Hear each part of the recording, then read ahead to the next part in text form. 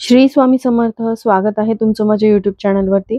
आजचा दिवस तुम्हाला खूप छान सुखाचा समाधानाचा जाऊ देत, हीच मी स्वामींच्या चरणी प्रार्थना करते आणि आजच्या या नवीन व्हिडिओला सुरुवात करते. होलिका दहन हे दरवर्षी फाल्गुनच्या पौर्णिमा तिथीला साजरे केले जाते. या दिवशी लोक पूजा करतात आणि काही ठिकाणी एकत्रितपणे होलिका दहन केले जाते. तसेच होळीची विधिवत पूजा केली जाते. होलिका दहनला काही ठिकाणी सवंत जाळणे शिमगा देखील म्हटले जाते. हा दिवस वाईटावर चांगल्याचा विजय म्हणून साजरा केला जातो. या दिवशी होलिका दहन करण्यासोबतच तिची पूजा आणि प्रदक्षिणा देखील केली जाते. या दिवशी दान देखील केले जाते. या दिवशी दान केल्याने जीवनात समस्या येत नाहीत. होळीची पूजा केल्याने जीवनामध्ये आनंद आणि समृद्धी येते असे मानले जाते. यामुळे आजार इत्यादीपासूनही आराम मिळतो आणि पौराणिक कथेनुसार या दिवशी भगवान विष्णूने आपला भक्त प्रल्हाद होलिकेपासून वाचवला होता. होलिका दहन करण्याची परंपरा आत्म्याच्या शुद्धीकरणाचे आणि मनाच्या शुद्धतेचे प्रतीक मानले जाते. याशिवाय होलिका दहन हा कृषी चक्राशी देखील संबंधित आहे. मराठी वर्षातील हा शेवटचा सण असतो, त्यामुळे येणाऱ्या वर्षामध्ये समृद्धीसाठी होलिका देवीचे आशीर्वाद मागण्यासाठी हा सण जो आहे तो साजरा केला जातो.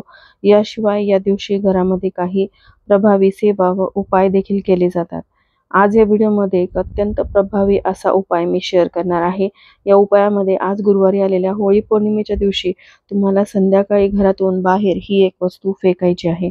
घराबाहेर ही वस्तू फेकल्याने तुमच्या घरातील इडापिडा निघून जाईल, घराची, मुलाची, पतीची प्रगती होईल आणि घरामध्ये अखंड लक्ष्मी नांदेल. तर हा उपाय कसा करायचा आहे, घरातून जी वस्तू बाहेर फेकायची आहे ती नेमकी कोणती आहे, याविषयीची संपूर्ण माहिती जाणून घ्यायची असेल तर व्हिडिओ स्किप न करता शेवटपर्यंत बघा. चॅनलवरती पहिल्यांदा आला असाल तर नक्की सबस्क्राईब करा आणि असेच नवनवीन माहितीपूर्ण व्हिडिओ बघण्यासाठी बेल आयकॉनलाही क्लिक करा. त्यामुळे जेव्हाही मी नवीन व्हिडिओ अपलोड करेल तेव्हा त्याचं नोटिफिकेशन सर्वात आधी तुम्हाला मिळेल आणि तुम्ही एक पण व्हिडिओ मिस करणार नाही.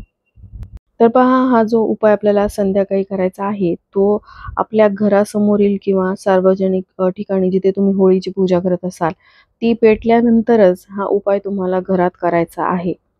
बऱ्याच ठिकाणी दुपारी होळी पेटवली जाते, पण दुपारी तुम्हाला हा उपाय करायचा नाही, तर संध्याकाळी ज्यावेळेस होळी पेटवली जाईल तेव्हापासून ते रात्री 12 पर्यंत तुम्ही हा उपाय करू शकता.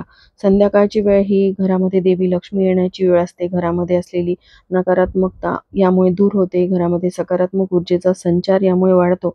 म्हणून हा उपाय देखील आपल्याला संध्याकाळी करायचा आहे. तर पहा, आपल्या आयुष्यामध्ये अनेक अडचणी, समस्या असतात, ज्यामध्ये प्रामुख्याने आर्थिक समस्या ह्या आपल्याला खूप त्रासदायक असतात. ज्यामध्ये आपण खूप कष्ट करतो, मेहनत करतो, तरी देखील बऱ्याचदा आपल्या कष्टाला, मेहनतीला म्हणावं तसं यश मिळत नाही, नशिबाची साथ मिळत नाही. घरामध्ये जोही पैसा येतो तो फार काळ टिकत नाही आणि त्या कारणाने तो खर्च होतो. मग तुमच्या हातून अनावश्यक खर्च होतात किंवा गरजेपोटी ते तुम्हाला करावे लागतात आणि महिनाअखेरीस तुमच्या घरामध्ये पैशाची चणचण ही कायम असते. मग तुम्हाला तुमच्या गरजा भागवण्यासाठी इतरांकडून वारंवार कर्ज, पैसे उधार उसनवारीवर घ्यावे लागतात. मग असं करत करत कर्जाचा डोंगर जो आहे तो वाढत जातो आणि त्यातून बाहेर पडण्याचा मार्ग सापडत नाही. त्याचबरोबर तुमच्या घरामध्ये भरपूर अशी नकारात्मकता आहे, वास्तुदोष आहेत, ज्यामुळे तुमच्या घरामध्ये सतत छोट्या छोट्या गोष्टीवरून वादविवाद, भांडण, कलह होतात. कोणाशीही कोणाचं पटत नाही. घरामध्ये आजारपणं वाढलेली आहेत. घरातील व्यक्ती वारंवार आजारी पडतात. एक व्यक्ती बरी होत नाही की लगेचच दुसरी व्यक्ती आजारी पडते आणि या आजारी व्यक्तींच्या उपचारामध्ये तुमच्या घरातील पैसा जो आहे तो निघून जातो.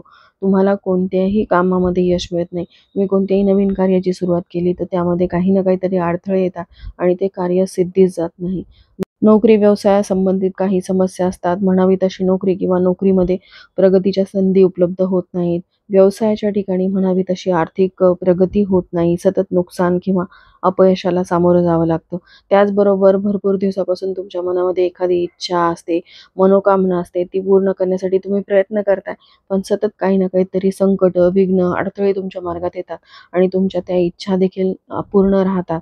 तर हे जे काही दोष तुमच्या घरात आहेत किंवा तुमच्या भोवती जी नकारात्मकता आहे, तुम्हाला असलेले पितृदोष आहेत, ते घालवण्यासाठी अमावस्या, पौर्णिमा या तिथीला आपण काही विशेष उपाय करत असतो. आणि ही तर होळी पौर्णिमा आहे. होळीच्या दिवशी आपल्या आयुष्यातील सर्व नकारात्मकता दूर करण्यासाठी काही प्रभावी उपाय केले तर नक्कीच आपल्याला वर्षभर त्याचा लाभ होतो आणि घरामध्ये सुख समृद्धी येते, घरामध्ये अखंड लक्ष्मी नांदते.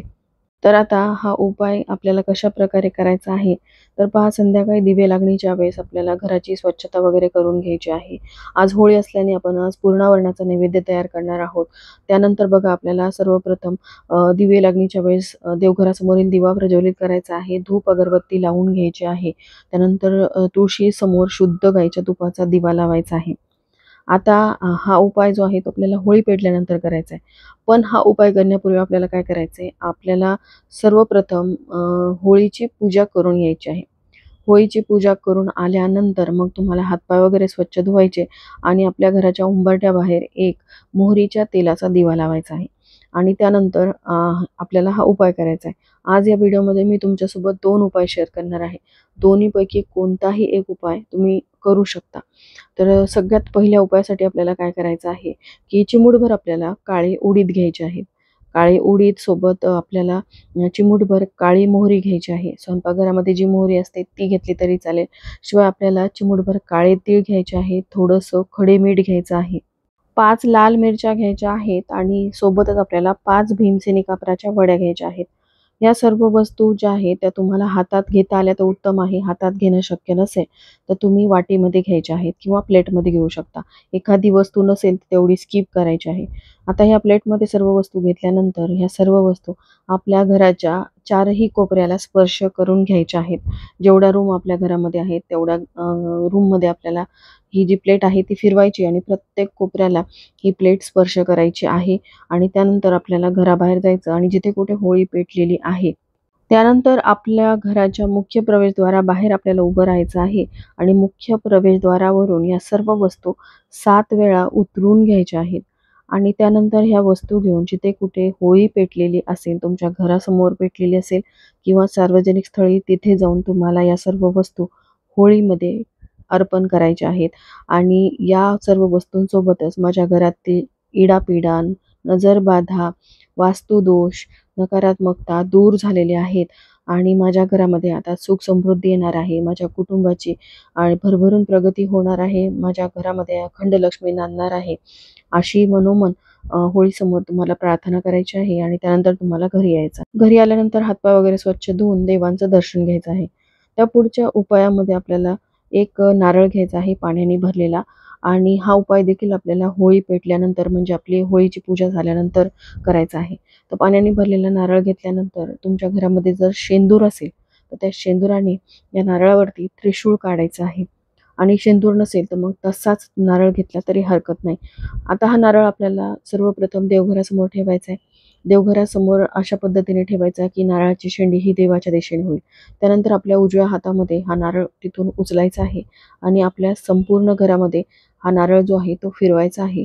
घरातील प्रत्येक रूममध्ये फिरवत असताना ज्याप्रमाणे आधी केलेला उपाय आपण केला त्याचप्रमाणे हा नारळ प्रत्येक कोपऱ्याला आपल्याला स्पर्श करून घ्यायचा आहे. या नारळामध्ये असलेलं पाणी जे आहे ते घरामध्ये असलेले वास्तुदोष, नकारात्मकता खेचून घेत असतं. एवढं हे प्रभावी नारळ असतं. अशा प्रकारे संपूर्ण घरामध्ये फिरवून झाल्यानंतर मग तुमच्या घरामध्ये जेवढ्या व्यक्ती असतील तेवढ्या व्यक्तीवरून हा एकच नारळ 7-7 वेळा उतरून घ्यायचा आहे. बघा तुमच्या घरामध्ये 5 व्यक्ती असतील तर 5ही व्यक्तीवरून सेमच नारळ तुम्हाला आज होळीला तुम्ही असं करू शकता. त्यामुळे एकच नारळ तुम्ही सर्व व्यक्तीवरून उतरून घ्यायचा आहे. आणि त्यानंतर बघा आपल्या घराच्या मुख्य प्रवेशद्वाराबाहेर जायचं. मुख्य प्रवेशद्वारावरून सुद्धा तुम्हाला हा पाण्याने भरलेला नारळ 7 वेळा उतरून घ्यायचा आहे. उतरून घेतल्यानंतर ना तुम्हाला थेट होळीजवळ जायचं आहे. होळीमध्ये हा नारळ जो आहे तो अर्पण करायचा आहे. आणि माझ्या घरातील इडापिडा, दरिद्रता, नकारात्मकता दूर झालेली आहे आणि माझ्या घरामध्ये आता सुख समृद्धी येणार आहे, घराची भरभराट होणार आहे, अशी प्रार्थना करायची आहे.